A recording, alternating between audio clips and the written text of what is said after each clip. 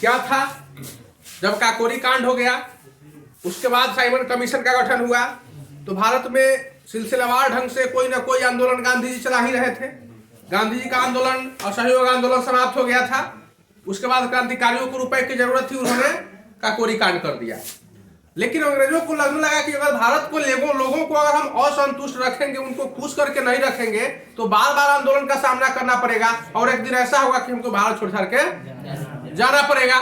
इसके लिए वो चाहते थे कि कुछ ना कुछ किया जाए जिससे भारतीय संतुष्ट रहे। तो उन लोगों ने वह एक साइमन कमीशन नाम से एक आयोग, साइमन आयोग गठित किया, जिसके अध्यक्ष थे sir John Simon. Sir John Simon 8 नवंबर 1927 ईस्वी को ब्रिटिश सरकार ने अपने 7 ब्रिटिश सांसदों का एक आयोग गठन किया, जिसका अध्यक्ष बना दिया सर जॉन साइमन को और कहा चले जाइए। और एकमात्र भारत में एकमात्र सदस्य बड़े विद्वान डॉक्टर भीमराव अंबेडकर थे, तो कहा कि 8वां सदस्य के रूप में भीमराव अंबेडकर रहेंगे भारत की ओर से, और 8 मिलकर आप लोग जाइए और भारत में कैसे शासन व्यवस्था में सुधार होगा, लोग कैसे खुश रहेंगे, ये व्यवस्था अपनाइए। रिपोर्ट कीजिए, आप लोग जा रहे हैं तो अध्ययन कीजिए और बताइए, प्रतिवेदन दीजिए ब्रिटिश सरकार को, ताकि हम लोग भारतीयों को खुश रहने के लिए कोई उपाय कर सकें। तो इसके लिए साइमन कमीशन बनाया गया। साइमन कमीशन वहां से चला। 3 फरवरी 1928 को साइमन कमीशन भारत पहुंच गया, कलकत्ता गया, कलकत्ता से विजयवाड़ा गया, विजयवाड़ा से उसी तरह घूमते घूमते लाहौर गया। जब लाहौर में पहुंचा, बंबई भी गया था साइमन कमीशन, ऐसे घूमते हुए लाहौर चला गया। लाहौर में उसका कार्यक्रम था 30 अक्टूबर 1928। लाहौर स्टेशन पर यह पहुंच गया सर जॉन साइमन के नेतृत्व में। क्या पहुंचा? साइमन कमीशन, साइमन आयोग पहुंचा। भारत के लोगों का कहना था, कुछ भारत के लोग ऐसे थे जिनको यह बात नहीं पच रही थी कि अम्बेडकर को कैसे बना दिया इसका 8वां भारतीय सदस्य, हम लोगों को क्यों नहीं बनाया। जिस अम्बेडकर को हम लोग बाहर निकाल कर फेंक देते थे, विद्यालय में पढ़ने नहीं देते थे, उस अम्बेडकर को साइमन कमीशन का सदस्य बना दिया।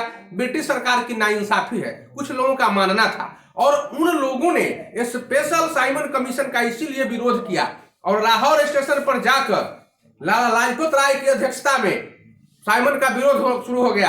काला झंडा दिखाकर लोग साइमन वापस जाओ, साइमन वापस जाओ के नारे लगाने लगे। तो साइमन वापस ना जाओ का नारा किसने लगाया? लाला लाजपत राय ने। और इतना भीड़ लगा दिया वहां पर, इतनी भीड़ पैदा हो गई कि साइमन कमीशन जो आयोग था, 7 आदमी और 8वां सदस्य भीमराव अंबेडकर, उतरने के लिए लोग जगह नहीं दे रहा था। आखिर ट्रेनवा पर से उतरेगा तब ना आगे बढ़ेगा कि नहीं, और पूरा ट्रेन के लोग घेर लिया, आगे नहीं बढ़ने दे रहा था। तो वहां का पुलिस अधीक्षक था स्कॉट, पुलिस अधीक्षक मतलब एसपी, सुपरिटेंडेंट ऑफ पुलिस।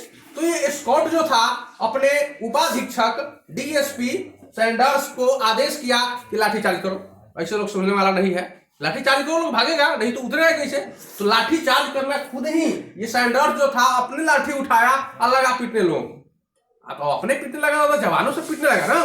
जब पीटना शुरू कर दिया तो भीड़ तितर बितर शुरू हो गई, लेकिन फिर भी लाला लाजपत राय झंडा लेकर आगे आगे डटे हुए थे, वो पीछे हटने नहीं जा रहे थे।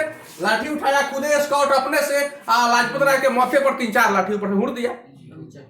अब कस के पिटा गया लाजपत राय, माथा पर पड़ा तो कुछ लोग अपंग हो गए, कुछ लोगों में क्या सबसे पहले यही मरे। 17 नवंबर 1928 को लाला लाजपत राय उसी चोट से मर गए। मरते मरते इन्होंने कहा था कि मेरे सिर पर किया गया लाठी का एक एक प्रहार अंग्रेजी शासन के कफन की कील साबित होगा। तो यही था हमारा साइमन कमीशन, और इसी तरह से साइमन कमीशन का विरोध हो गया।